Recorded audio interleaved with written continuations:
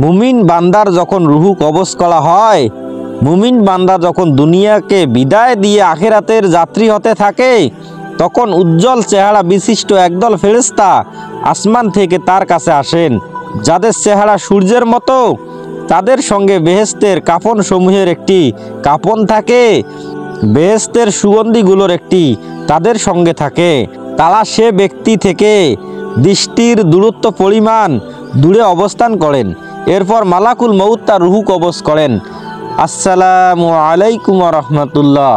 প্রিয় কবরের আজাব ইউটিউব চ্যানেলের বন্ধুগণ, আজকের ভিডিওতে থাকছে রুহু কবজের সময় মালাকুল মউত একাই কি রুহু কবজ করেন নাকি অন্য কেউ।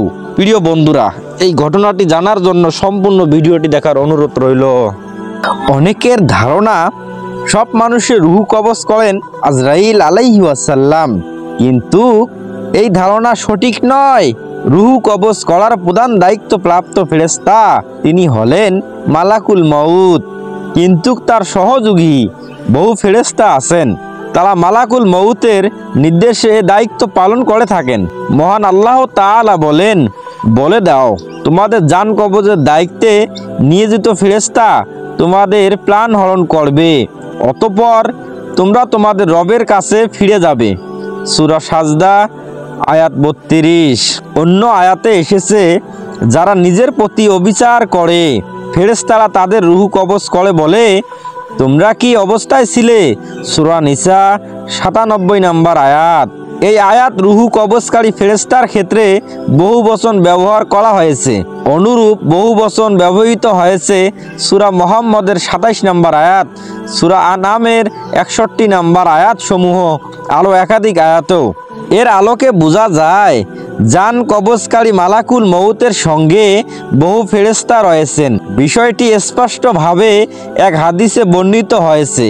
বারা বিন আজেব রাদিয়াল্লাহু তাআলা আনহু থেকে বর্ণিত, তিনি বলেন, মুমিন বান্দা যখন দুনিয়াকে বিদায় দিয়ে আখিরাতের যাত্রী হতে থাকে, তখন উজ্জ্বল চেহারা বিশিষ্ট একদল ফেরেশতা আসমান থেকে তার কাছে আসেন। তাদের চেহারা সূর্যের মতো। তাদের সঙ্গে বেহেশতের কাফন সমূহের একটি কাফন থাকে, বেহেশতের সুগন্ধিগুলোর একটি তাদের সঙ্গে থাকে। তারা সে ব্যক্তি থেকে দৃষ্টির দূরত্ব পরিমাণ দূরে অবস্থান করেন। এরপর মালাকুল মউত মৃত্যুর দায়িত্ব প্রাপ্ত ফেরেশতা তিনি চলে আসেন। তিনি তার মাথার কাছে বসেন এবং বলেন, হে পবিত্র আত্মা, বের হয়ে এসো আল্লাহর ক্ষমা ও সন্তুষ্টির দিকে।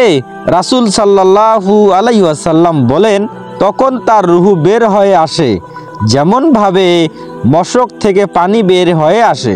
তখন মৃত্যুর ফেরেশতা তাকে গ্রহণ করেন এবং এক মুহূর্তের জন্য ফেরেশতা তাকে মৃত্যুর ফেরেশতার হাতে থাকতে দেন না, বরং তারা নিজেরাই তাকে গ্রহণ করেন এবং তাকে ওই কাফনের কাপড় ওই সুগন্ধির মাঝে রাখেন। ফলে তার পৃথিবীর সব সুগন্ধির চেয়ে উত্তম মেশকের সুগন্ধ বের হতে থাকে। রাসূল সাল্লাল্লাহু আলাইহি ওয়াসাল্লাম বলেন, তাকে নিয়ে ফেরেশতারা উপরে উঠতে থাকেন, যে মালাকুল মউত তথা প্রাণ হরণের প্রধান দায়িত্বশীল ফেরেশতার সঙ্গে আরও সহযোগী ফেরেশতা থাকেন। এরকম নিত্য নতুন ভিডিও পেতে অবশ্যই চ্যানেলটি সাবস্ক্রাইব করে রাখতে পারবেন ইনশাআল্লাহ।